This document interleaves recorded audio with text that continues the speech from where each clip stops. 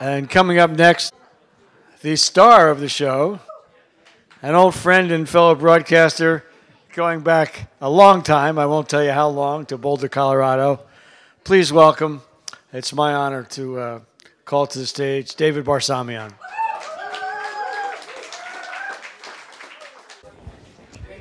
All right. Well, good evening, Eugene. It's wonderful to see you all here, your smiling faces, and to be in this wonderful independent bookstore, which contributes so much culturally to this community. Tsunami is unique, but like KEPW, don't take it for granted. It needs your support, it needs your participation, and yes, I know you can save, $1.80 in shipping charges if you buy your book from somewhere else, but don't. Because you're investing in your community when you keep your money here, as opposed to making Jeff Bezos the richest man on the face of the earth. So you can make choices. You can shop at Whole Paycheck, also known as Whole Foods, or you can shop, at your locally owned, if you have co-ops here. And there was several, yes. Support co-op foods, very, very important. I was walking around earlier, and you can't miss all of these acorns that are all over town. And it's, I think, so symbolic of what we want to become, a magnificent, beautiful, full oak tree. But it takes time, and we have to have that patience, and we have to do the work to let this acorn grow into something magnificent. And that's what happens with community radio. I bring you greetings from Boulder, Colorado, where my home station just celebrated its 40th anniversary, KGNU. And the scariest call letters in all of the United States is KBOO, KBOO, celebrating 50 years of broadcasting. And I just spent a couple of days on the North Coast, where a station, KMUN, Coast Community Radio, broadcasts to Warrenton, to Cannon Beach, to Tillamook, and to Astoria, celebrating 35 years. So poco a poco, we build a movement. We build an electronic movement. And these radio stations are a kind of electronic umbilical cords. They bring us together. It's the desire of power to keep you separated from one another, to keep you atomized, to keep you isolated, to worry about, what kind of hair color you're going to use today, or what kind of shampoo you're going to buy, and, fuss about those kinds of issues, as opposed to examining what the country is doing, and not just domestically, but internationally. And historically, it's always been small groups of people that get together and make social change happen. So since we're being recorded, I'm going to hold this up close to the microphone so you could see this quote from Margaret Mead, a very significant anthropologist in the South Pacific Islands. And she said, "Never doubt that a small group of thoughtful individuals can change the world. It's the only thing that, indeed, it's the only thing that ever has." And there are pictures here of Nelson Mandela, Desmond Tutu, Rigoberto Menchú, Mohandas Gandhi, whose birthday was a couple of days ago, actually, October 2nd, Gandhi's birthday, Rosa Parks, and this is something I think we need to keep in mind. I remember starting alternative radio in the mid-1980s, and my brother, in his classic New York accent, say, "Hey, David, you're nuts. Who's going to buy your programs? They hear it on the radio for free. Why is anyone going to buy a cassette?" Yeah. Well, I said, I'll take a risk. I'll jump into the fire and see if I can dodge the flames. And I was able to start alternative radio by myself in Boulder, out of my house. People here are not old enough to remember cassette decks and cassette tapes, but they were very small. And a couple people here, but most don't know what I'm talking about. I know you've all embraced digital technology and the 21st century world of flash drives and PDFs and MP3s. But anyway, so I started with this cassette decks at home, and people called, and I would respond, and it was not a mom and pop operation. It was a mom operation. It was just me. And now, when you come to visit Boulder, I invite you to see our 500 square feet corporate headquarters with me and 1.5 other staff. So there's 2.5 of us. And we make alternative radio happen on about 200 stations, including your wonderful Eugene station, KEPW. So I can't say enough about community activism. I can't say enough about getting engaged and overcoming atrophy, overcoming inertia, overcoming defeatism, all of those things which are planted deeply in the culture to encourage you to be discouraged. And so I'm certain that, I know in the case of KJNU in Boulder, my home station, when they got started, all the naysayers were out in force. You know, who's going to do the programming? Where are you going to get the equipment? How are you going to support yourself? Who will design a budget? Where will you get the staff? Who will do the training? You know, all of these things, of course, arise, but then people organize. And when you're in community, you have solidarity. And solidarity is energy. Solidarity is sustenance. Solidarity is power. And that's what makes things, that's how change happens. Yeah. So, yeah.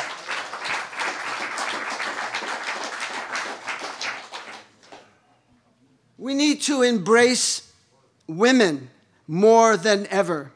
If there was any doubt about that, the events of the past several weeks and several months should cement that idea in your mind. And, you know, enough of angry, old, revanchist, patriarchal white men, and more of women coming to the fore.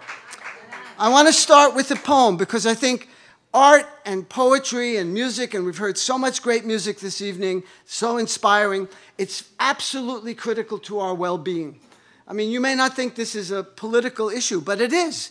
Because we have to sustain ourselves. We have to nurture ourselves. We have to water ourselves as if we are a plant as well that needs to grow and be taken care of. And art has a unique role to play. For example, I was just looking at my favorite novel last night, Moby Dick, Herman Melville, the great American novel. Who is the white whale? In my view, Moby Dick is nature. Moby Dick is feminism. Moby Dick is the woman. She is purity. And she's being pursued ruthlessly by this monomaniacal madman hell-bent on revenge, Captain Ahab. This is a kind of, you know, radical analysis of a novel that, you know, was not taught to you in this way if you studied it at all in school. But, you know, Starbuck knew what was up. And he said, you have spread your hate to the rest of the ship's crew. And I'm not going to go along with this. So he stayed behind. Of course, he and everyone else except Ishmael, who lives to tell the story, survives this insane quest to kill Moby Dick. Now, Linda Beckiel is a defense attorney in San Juan, Puerto Rico. She's written a wonderful poem that recently appeared in Monthly Review, a magazine that I commend to all of you. It comes out of New York, and it's actually edited by someone who lives right here in River City, Eugene, Oregon. John Bellamy Foster is the editor of the Monthly Review. It's an excellent magazine. I get a lot of ideas for programs and a lot of ideas for public speaking as a result of seeing articles in that magazine, and they also publish poetry. This is one written by Linda Beckiel called If a Woman's Word. If a woman's word had weight, these things would not happen. He pinched, he squeezed, he cupped, he thrust, he didn't ask. I didn't scream. He said, keep your mouth shut or else. Who remembers Anita Hill, prosecutor, professor, reduced to an audience for preening penis jokes, sitting straight with a truth to tell to stopped-up ears in dark suits? Her words had no weight, were only words. She only said, I had to tell the truth. I could not keep silent. Her truth made them squirm, but her words did not tip the balance. If a woman's words had weight, these things would not happen. And what we've seen in recent times is a resurgence of something that's always been there. Racism, patriarchy, misogyny have deep roots in US culture. You don't have to go that far back. I was just looking at some numbers from the 1968 presidential election. Do you know how many votes George Wallace got? An avowed segregationist, racist patriarchy. 10 million people voted for him in 1968. 4 years later, he was well on his way to eclipsing that mark when he was shot and had to drop out of the presidential campaign at that time, at which point he had something like 4 or 5 million votes very early in the primary season. So this is about the deep-rooted racism and male white supremacy and white privilege that many of us enjoy consciously or unconsciously, and I include myself in that. You know, I have advantages because of I happen to have a certain pigmentation. But, you know, we need now to recover our human kindness and inject, please, kindness in that human kindness, because where is the compassion? Where is the love that we all desperately crave for in this? You know, there's a little poem in Hindi, Char din ki zindagi phir andheri raat. We're only here for 4 days. In India, 4 is considered an insignificant number, you know, like 2 cents. Give me your 2 cents. So 4 is considered very little. We're just here for a short period of time. What kind of legacy are we going to leave to the planet, to our friends, to our family? Those are, I think, critical moral issues, and we need compassion and love that can overcome hate. In fact, that's what Starbuck, he turns to Ahab and says, you have made your hate the hate of the rest of the crew. And we have to reject that hate that is out there now, that's spewing all kinds of toxins and, you know, putrid essences. I commend to your attention the Spike Lee new movie called Black Klansmen, which actually takes place in Colorado, in Colorado Springs. And it's about the Klan and racism. Also, Michael Moore has a new documentary out called Fahrenheit 9/11. You might want to take a look at that. 11/9. Fahrenheit 9/11 was his earlier film.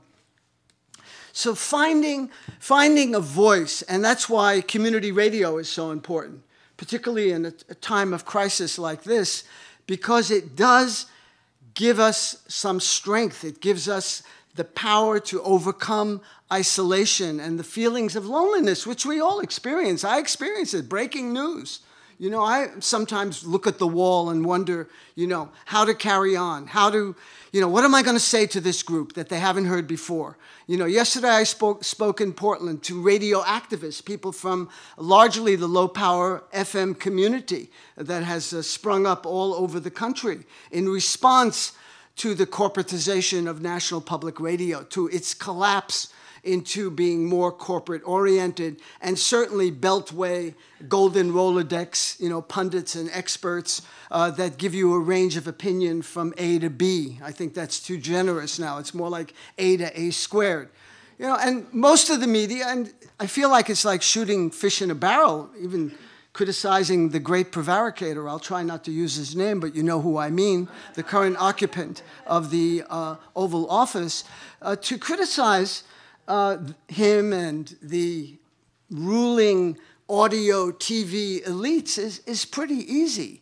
And I think what's absolutely critical is to develop alternatives that are sustained and are supported in your community. So I hope everyone here is a paid-up member or about to be paid-up member of KEPW and wants to help support the station. There's no shame in writing checks. It's a very honorable thing to do.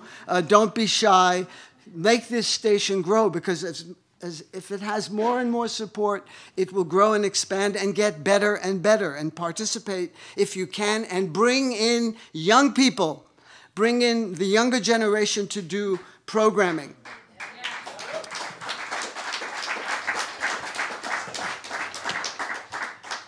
So the media, our media, or I think it's not even a correct pronoun to use that possessive pronoun, it's their media, right? There's 4 or 5 corporations that basically dominate and control what most people see, hear, and read. And you can count on them to engage in prostitution. That's what they're about. They're laptop bombardiers that, sit and sip their 2% mocha light cafes and recommend that the U.S. bomb Libya, or how about a preemptive strike on Iran? What about Syria? Bomb them. Bomb Somalia. Bomb Yemen.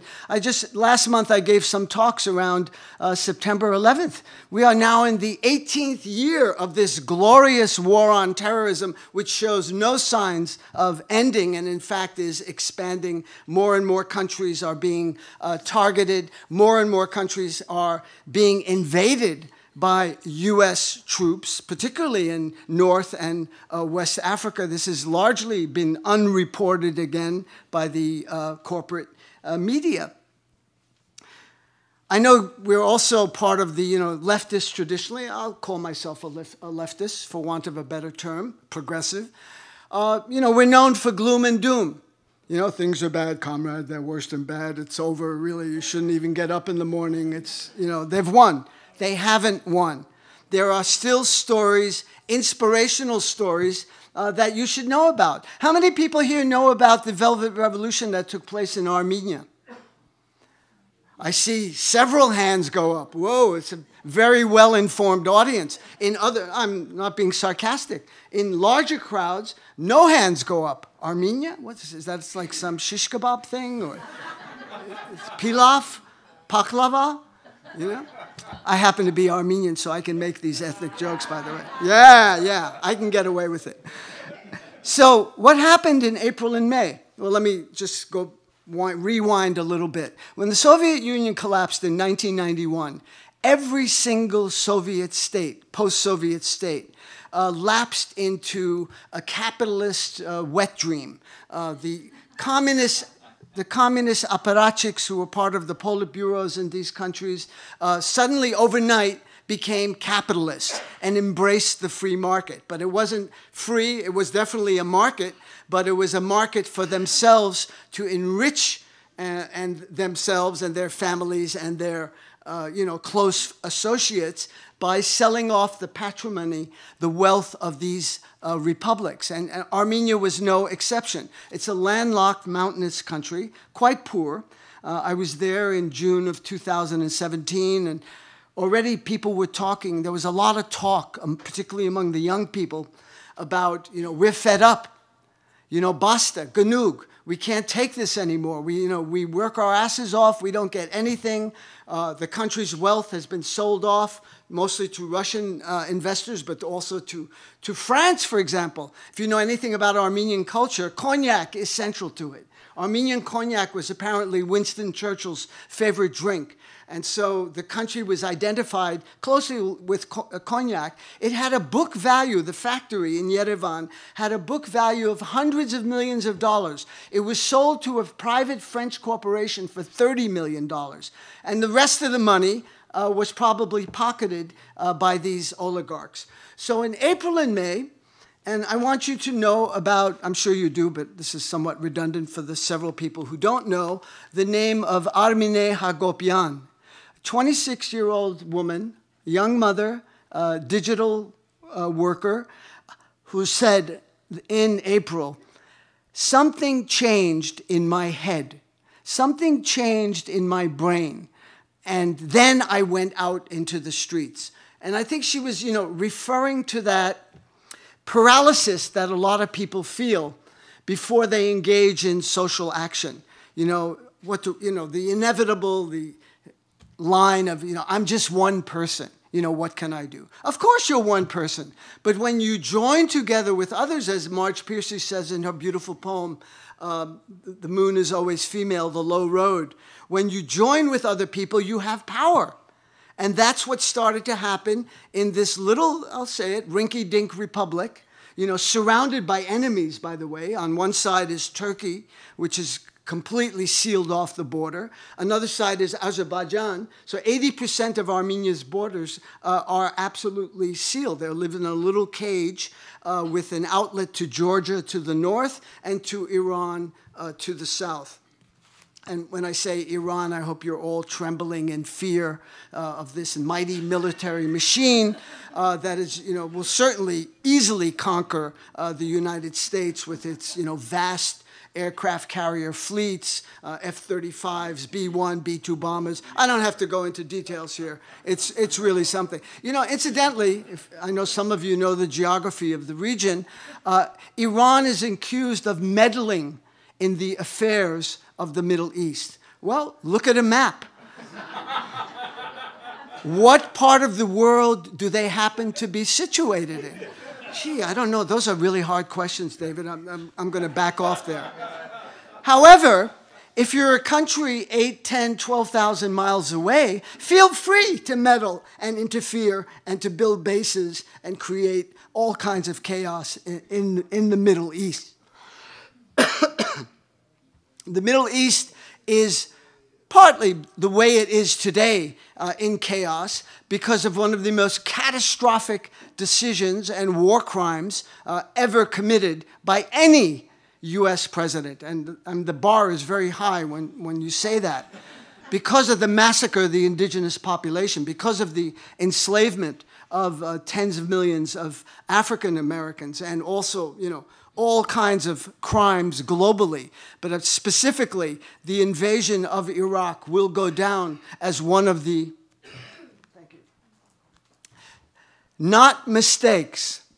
That's what the corporate media calls it. That's what David Ignatius on MSNBC, and he's a Washington Post writer as well, a tragic blunder, a failure of intelligence. This was no tragic blunder. This was no strategic mistake. This was a war crime for which the war criminals who plotted the war deliberately should be held accountable. So we go around, being the U.S. goes around the world talking about international law, the sanctity of the UN Charter. We are the laughingstock of the world. When you leave the United States, I was in Jordan a year or two ago, in Turkey, in Lebanon. People are just like, what's going on in the land of the free and the home of the brave? Well, they've been on the receiving end of our boot for a very long time, and they know the reality of U.S. foreign policy, not the fairy tales that are spun in our history books or are repeated ad nauseum, by people like Thomas Friedman and David Brooks, who all have tactical differences with the emperors. Why did Bush do this? It was should have waited. We should have gotten more allies on board. So there are tactical disputes. They're never the embedded assumptions are never challenged. The strategy is never dissected and deconstructed and then broken down. And it's absolutely critical for our own self-esteem that war criminals be held account for war crimes. I mean, for me, that is an important moral issue. But our political class is there to protect them, as are the media.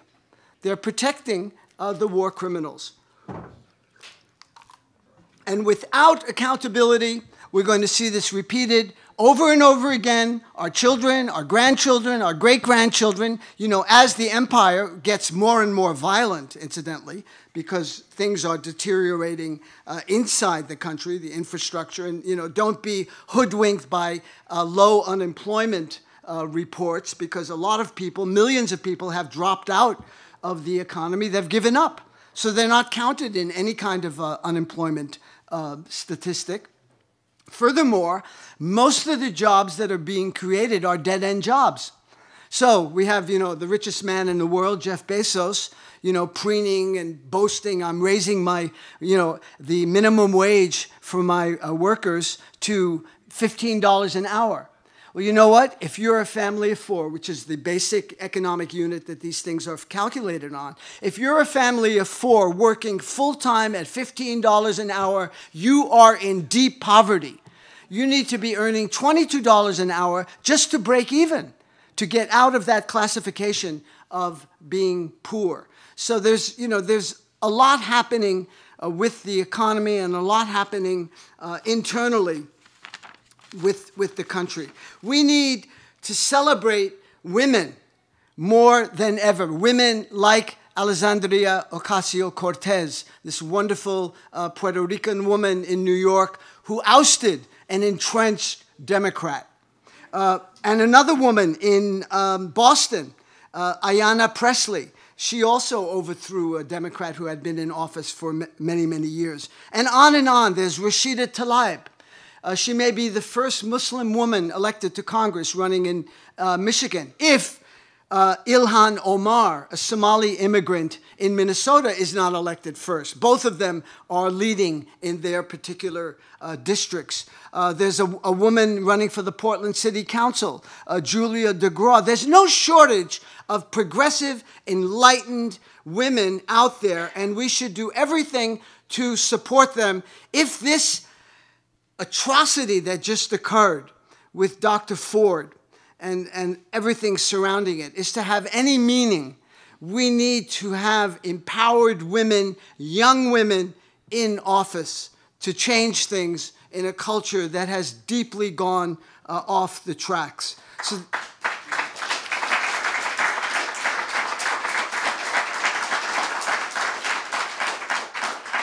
Emma Gonzales, more brilliant than 100 of those 100 senators, most of them men sitting in Washington, or any of the 435 so-called representatives in Congress. She's the Parkland, Florida high school student, you know, who went out on the road and stuck it to the NRA, stuck it to the political elites in Washington, saying, you know, we want gun control, not tomorrow, not next week. We want it now. Insistent. And I think Michael Moore in Fahrenheit 11/9 focuses on Emma Gonzales. That's the future. She is the future. Not these retrograde, you know, old white men. I hate to be an ageist here, being 73 myself, but that's what they are. Orrin Hatch, are you kidding? He was around stabbing Anita Hill in the back. You know, a little nutty, a little slutty. That's what they were saying about Anita Hill.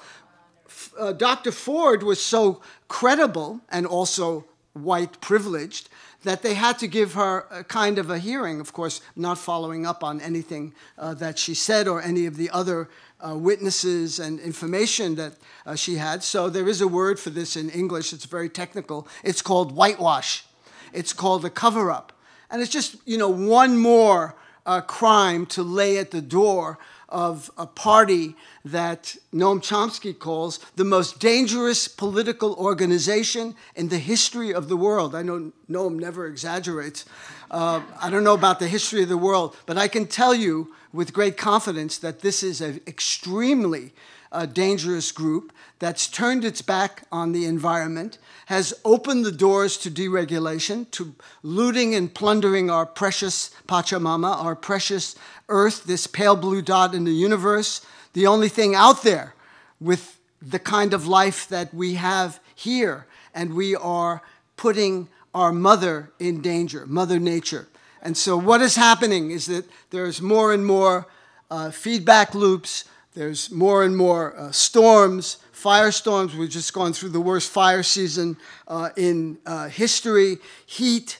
You think it was warm in Eugene when you had a couple of 90-degree days? How about 124 degrees in Algeria? How about 122 degrees in Pakistan? The earth is heating up.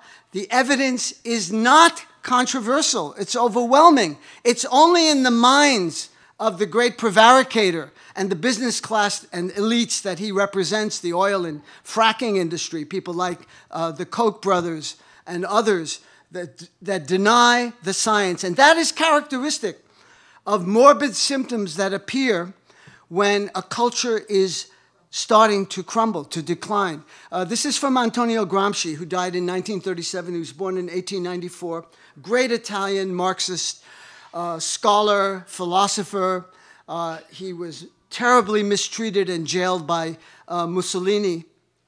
And he said, in this interregnum, in this in-between period, when the old is dying and the new is trying to be born, by the new I mean people like Emma Gonzales, you have what appears are morbid symptoms. So and what does that mean? Well, magical thinking. People are open to conspiracy theories. You know, just go to InfoWars. Just, you know, hear what Alex Jones or some of these other sites have to say about, you know, Area 11, Area 52, and so on and so forth. People are more susceptible to conspiracy theories. There's an anti-science component to it.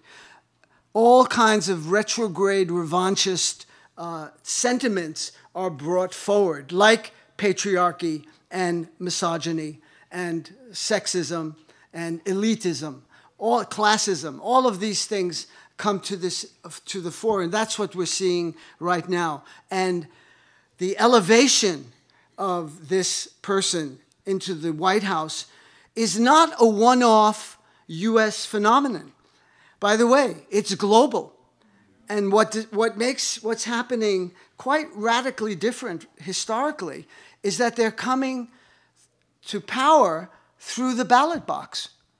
I mean, I understand that the great leader got 3 million fewer votes than his opposing candidate. Nevertheless, he won the election under our antiquated, antediluvian system of an electoral college. You know, I don't know about Nancy Pelosi and Chuck Schumer, and you know, I'm sure they're honorable people. It's really interesting that they've been around for 2 of the last 5 presidential elections in which their candidate has gotten a majority vote but lost because of the Electoral College. They have not said a word about it. The so-called Democratic leadership has been absolutely mum. You think this would be something urgent that would be on their agenda to push forward? No, they step aside. They're way too quiet. You know, it's what Steve Bannon told Michael Moore in the making of this new documentary. He said, you know, what's the difference between the Dems and the Repubs? He said, we Repubs, he's speaking for them, we go for the headshot. We go for the head wound, right? Instant death, right through the skull. And the Dems are more like patting you and caressing you and, you know, are not serious. You know, they're playing softball, and these guys are playing hardball. And they're playing to win. And their tactics are, you know, extremely nasty and malevolent. So, getting back to Gramsci, a very important thing he said, and this was often used by Edward Said, Iqbal Ahmed, Chomsky, and others, you may have heard of this: pessimism of the intellect, optimism of the will. So what does that mean in translation? You look at reality. The Republicans control now the Supreme Court, the right wing. I mean, they're not even Republicans. Let's call them, you know, the extreme right wing, control all 3 branches of the government. That's the reality. That's why Kavanaugh could not lose, because of the concentration of power in the hands of a single party. So that's out there. Now we have to have optimism of the will. So we're not engaging in magical thinking, oh, I wish it weren't like that, and, you know, gosh, you know, things could be better, maybe things will change eventually. What goes around comes around. Whoa, that was a Kavanaugh threat. to one of the Democratic senators questioning him, that you better watch it when I'm sitting on the bench, and if it's Roe v. Wade, if it's voter suppression, if it's environmental law, you better watch it because I'm sitting here and I've got an elephant-like memory. So pessimism of the intellect, optimism of the will. If we organize and if we have our voices loud enough, as happened in Armenia. So I didn't even finish that story. I'm sorry, it's the Gemini brain that goes off in multiple directions. In April and May, hundreds of thousands of Armenians turned out in the streets of Yerevan, the capital, and other cities. Why am I emphasizing hundreds of thousands? The total population of this tiny republic is 2.9 million. Hundreds of thousands of people turned out in the streets. Ministries were shut down.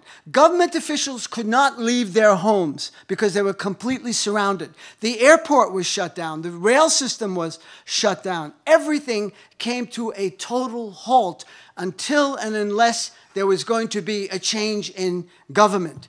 And they were out there 5 days, 6 days, 10 days, 12 days. Finally, the regime collapsed in the face of this popular uprising. This was hardly reported here. There wasn't a single fatality or single wounding of anyone. It was a successful, nonviolent revolution. Now, why wouldn't that be,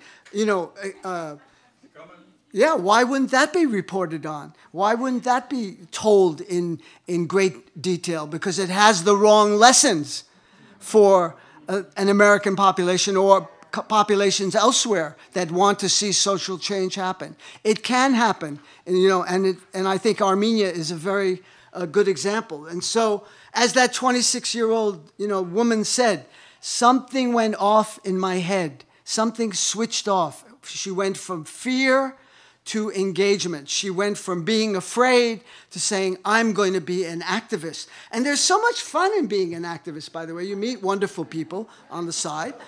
You come to beautiful bookstores and listen and have good food and listen to the radio. So there's that certainly social, cultural aspect to it.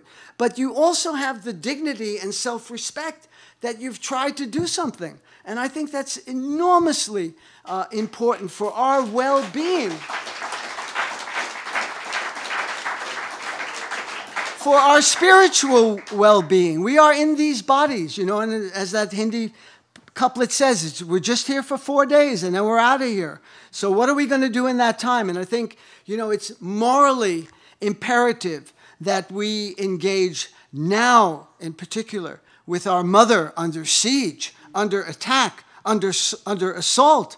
I mean, literally, if your mother were being attacked, would you stand by and watch and maybe read an ExxonMobil report about, science, climate change is not really happening, or, maybe turn on Rush Limbaugh, or would you try and stop her? I think the answer is obvious. Of course you'd rush to your mother's need. And our mother is now being assaulted. She's being raped and plundered, and we sit by, many of us, not all of us, and watch. We are spectators. And so we are like the good Germans in the 1930s and 1940s who looked away. I didn't know what happened to my neighbors. Maybe they went on a long vacation. Yeah, I smelled that smoke, but I thought that was a barbecue or something going on, some Wiener Schnitzel or something being cooked in someone's backyard. This is that kind of moment in this country. It is a German moment. We have to remember the words of Pastor Martin Niemöller, who died in 1984. He was born in the 19th century, had a long life. He was a U-boat officer in World War I, decorated. After the war, maybe because of what he saw, he became a pacifist and a Lutheran minister. You may know him because of that famous poem, First They Came For, right? First they came for the gypsies. I wasn't a gypsy. Well, I've kind of changed that to, update it. First they came for the communists and socialists and liberals, and I wasn't one of them, and I didn't say anything. Then they came for the Muslims and Arabs. Well, I wasn't a Muslim. I wasn't an Arab. I didn't say anything. Then they came for the gypsies and Jews. Well, I wasn't part of them. And pretty soon they came for me, and there was no one left. He paid a price. we don't pay much of a price. We are privileged people, most of us in this country. I think all of you have a home to go to. You're not tonight. You're not going to worry about where you're sleeping. You're not going to worry about where's my next meal coming from. So we're, in that sense, we are privileged. We have some space where we can engage and be active. Niemöller paid a price. Because he was a World War I hero, they couldn't execute him. He spent 8 years in Sachsenhausen death camp and in Dachau. And then you had, this is the 75th anniversary of Hans and Sophie Scholl. Maybe not a household name. Again, as far as I know, not mentioned anywhere in the media. These were a couple of young German students at the University of Munich who had enough of the Nazi regime. And they did what they could. They printed flyers, they printed leaflets, they put them under doors, they scrolled graffiti on the walls of the University of Munich. My favorite one was, every word that comes out of Hitler's mouth is a lie. And you can just put somebody else's name in there today, and you'll have a resonance with that historical truth. They were arrested, they and their friends. It was a handful of people. They were arrested and sent to the guillotine. They were beheaded by the Gestapo. They took risks. They took chances. And, they faced the terror of state violence. And so we have to take advantage of our privilege and use it and deploy it in a way that is skillful and that is effective. And one way is to get off of Facebook at some point and get into the face of these Congress people and city council people and school board officials, and because they are afraid of us. We are many, they are few. You know that poem from Shelley. Howard Zinn closes A People's History of the United States with that very quote. Rise from slumber, ye who have fallen asleep. Ye are many, they are few. We are the overwhelming majority. And you know what? We have majoritarian views on things the American people totally agree on. In a recently conducted Koch-sponsored poll, the majority of people want access to free college and universities. They want universal health care. They want the environment protected. They want affordable housing. They want living wage jobs, not slave wage jobs. These are majoritarian views. So we can be arguing that on behalf of the American people. It's the corporate elites that are, that have kept us siloized and isolated and, bifurcated and engaging in what Marx used to call the narcissism of small differences. So, and this is a real problem on the left. I'm sorry to say it. We are sectarian. Oh, I can't vote for David. He supported Nader. God, what a stupid thing to do. So I have nothing to do with him. Oh, you know about Sue? She eats meat. Oh, can you imagine that? And this, and this person's a vegetarian, not a vegan. I can't talk to him. And this person doesn't recycle, and this person does this person drives, a Jaguar, and I can't support. So pretty soon, it's like the Niemöller poem. There's nobody left. I've isolated everyone because I've found fault, and this is a huge problem, is finding common ground. I think on these issues that I just mentioned, there's majoritarian views on them. Once you cut through the Rush Limbaugh, fanatical kind of rhetoric. If you ask people, would you like, universal health care that will bring down your health costs? The answer is overwhelmingly yes. So overcoming sectarianism, finding common ground. Do you have some fundamentalist Christian friends that you might know, or people who don't espouse any religion, who have extreme let's say, fundamentalist types of views? Ask them, do they want clean water? Do they want nutritious, additive-free, GMO-free, pesticide-free food for their children? Do they want trails and parks maintained so their children can play in healthy environments? Is this like a left-wing issue or a right-wing issue? It's not at all. It's out there, and they will respond. I mean, almost all of them, I think, would respond very positively when you put it in those kinds of ways. But if you adopt, an imperious tone, I know everything, you know nothing, you're a moron, I'm a genius, that's a great way to make maybe you feel better. But in terms of embracing and welcoming someone, we've lost them. So finding a language, and it's not easy, and particularly with family members. When, you hit a stone wall and it's all complicated by emotions. But again, I think if it's arguments are presented in a non-threatening, non-sectarian way, there's an opportunity there for breakthroughs. So getting off of Facebook and into the face of the power, the power elites, heat in the streets will agitate the creeps in the suites. Why is art important in these political struggles? Because it's, as the great revolutionary Emma Goldman said, art has the power to make ideals and ideas felt. And Henry James said that art is the shadow of humankind. And we need art to humanize us and to take us forward.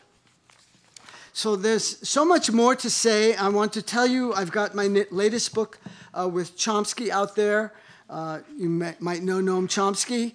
This is my 11th book with him, Global Discontents, Rising Threats to Democracy. And as I said, the current occupant of the Oval Office is not unique.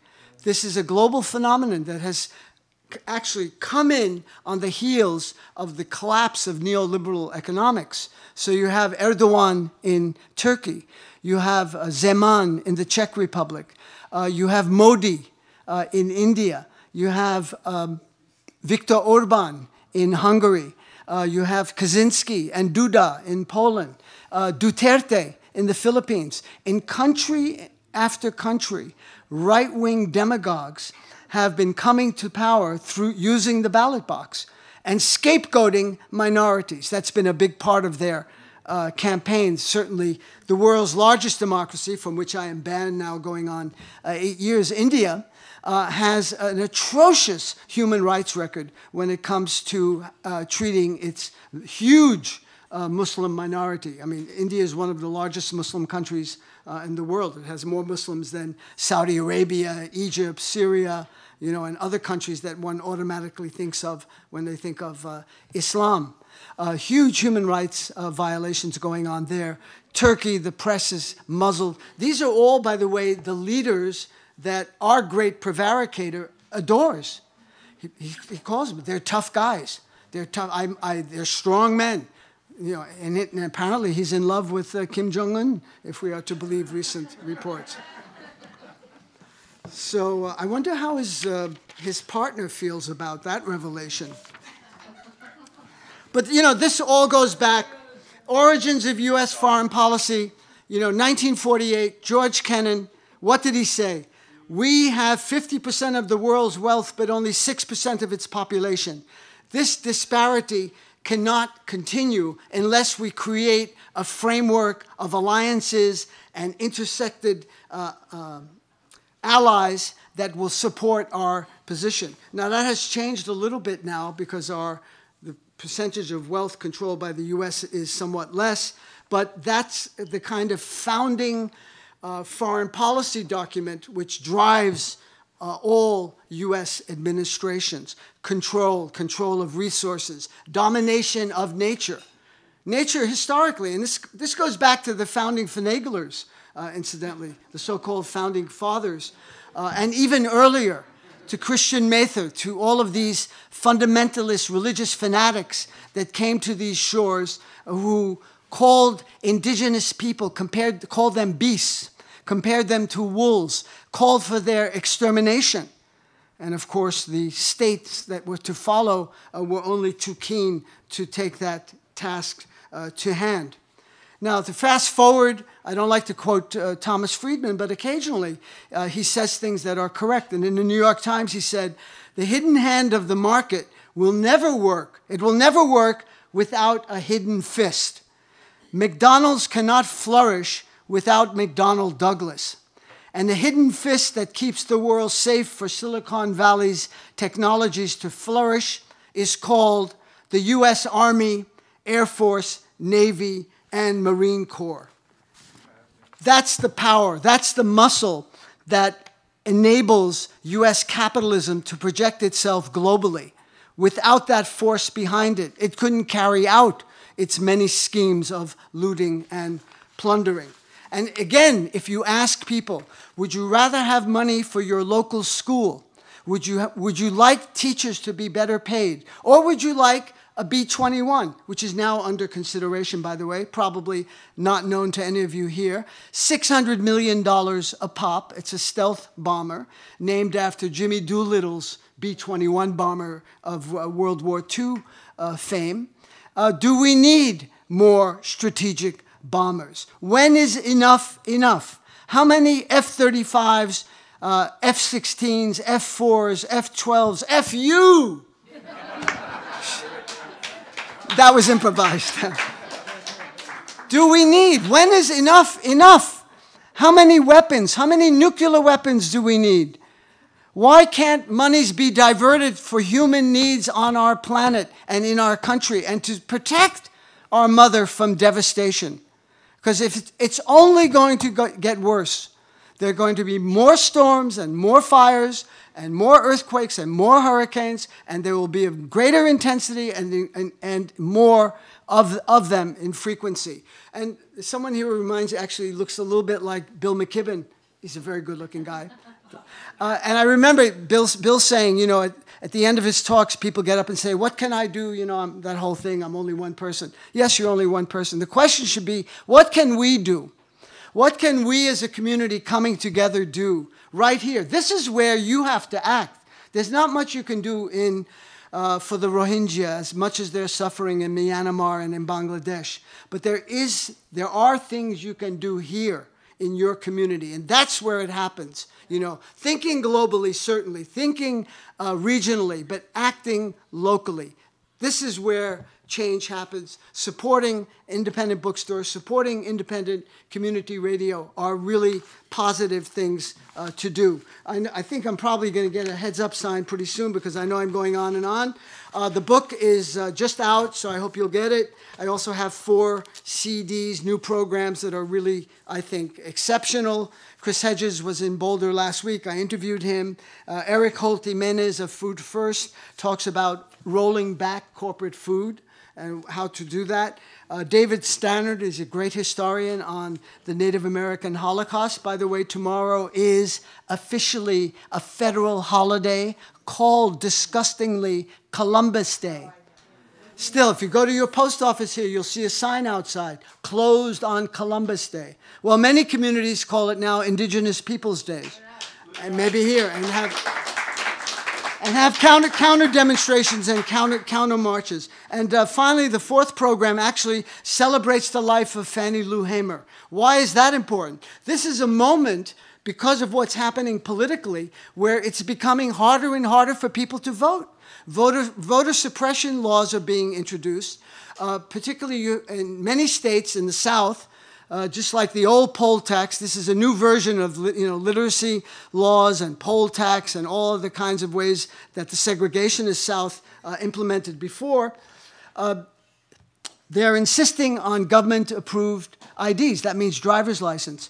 37% of African Americans do not have cars, so they don't have driver's licenses. So they can't vote, in certain states, that is.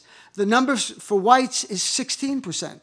So does this have some religious, jaundiced, view? And certainly, it's targeted again toward African Americans. And it was Fannie Lou Hamer who said in Atlantic City, "I'm sick and tired of being sick and tired."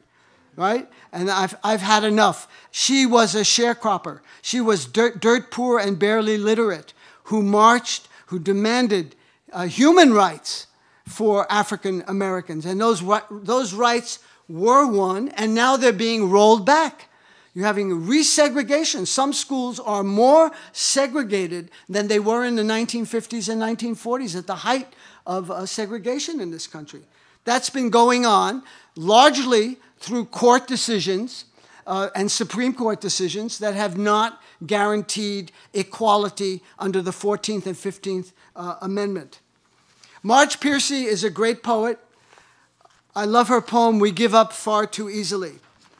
Why do people get so discouraged about political action? You take vitamin pills and imagine they'll do something for you, right? You don't say, I'm not going to wash the dishes, they'll just get dirty again. We all mumble silly prayers into the air. Oh, please, please, don't let me miss the plane or the bus. Oh, please, please, let him or her call me back. Inaction certainly will work fine for the overlords who own our work. Inaction certainly will work fine for the overlords who own our work, control our lives, consider us collateral loss in their grand schemes. They only fear masses in motion. A little at a time is the way forward, an unending dance, one step forward, half a step back. Sitting on your ass too long makes you one. Marge Piercy.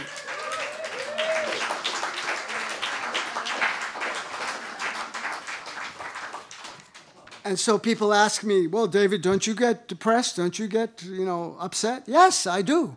But, I remember the words of the great Uruguayan historian and journalist Eduardo Galeano, whose book, Open Veins of Latin America, should be in all of your libraries, along with Zinn's A People's History and the Chomsky book, Global Discontents.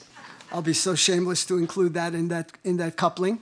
But he said he saw a graffiti during the height of the US-supported dictatorships in Latin America. He's from Uruguay, which had a coup. He had to flee into exile. But he saw a graffiti, "Save despair and depression for better days."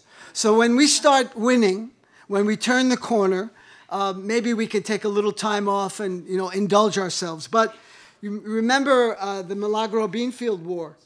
Its author is John Nichols, and he said, "Despair is an indulgent and despicable bourgeois affectation. You must not allow it," he says. All right, we won't.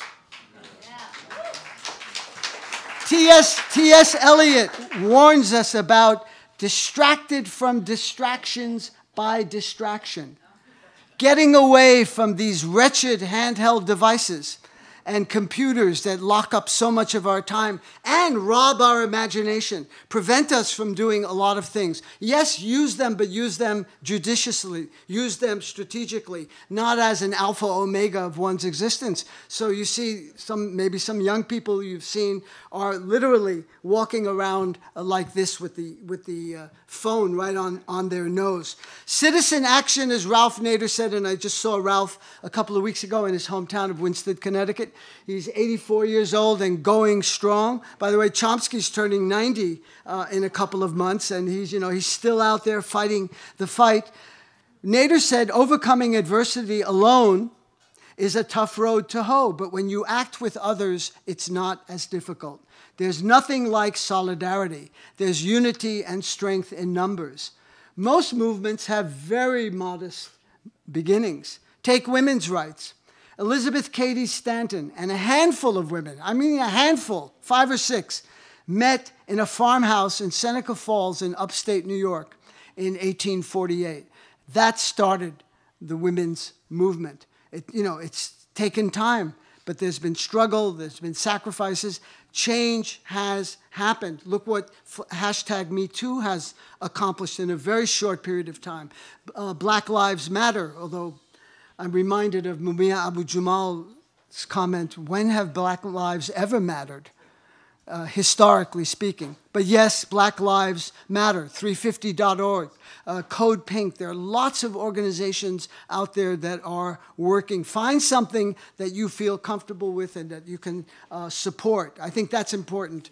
Authenticity. Don't do something because, I heard this guy speak at Tsunami Books and he told me to, join this group or that group. And no, it should definitely be something that you own. So, struggles continue. And the Me Too movement is challenging patriarchy in a way that has never existed before. And how some of the mighty have fallen. Think about them. Not just Bill Cosby, Charlie Rose, Harvey Weinstein, Matt Lauer, Roger Ailes. Many of them, these are media personalities, by the way. In fact, all of them that I just named. Leslie Monvis, the head of CBS, who sarcastically and very interestingly said during the 2016 campaign, we know that Trump is terrible for the country, but he's great for CBS profits because people are just obsessing. And that continues, the obsession with the great prevaricator. We need to heed the words of the great Canadian folk singer and writer Leonard Cohen. Ring the bells that still can ring. Forget your perfect offering. There's a crack in everything. That's how the light gets in. Yeah. So that's our work as social activists and as human beings on Earth. We need to find those spaces. Gramsci also talks about cracks in what seem to be monolithic edifices, that we can find those cracks and then move in and widen them and create larger and larger openings. That's how change happens. Forget your perfect offering. We are not perfect. I am not perfect. There are many problems, I'm sure, with KEPW. Not every program is perfect. Oh, no, it's not. In this case, there are no problems. Never. See, okay. So there are exceptions to prove the rule, but in most cases, imperfection is a constant. So we need to overcome that and embrace them and support these groups. So Howard Zinn was a great inspiration to me and to many others. He died in 2010 at the ripe old age of 87, and certainly something we should emulate. He said this: we don't have to wait for some grand utopian future. To live now as human beings should live, in defiance of all that is bad around us, is itself a marvelous victory. Venceremos. Thank you.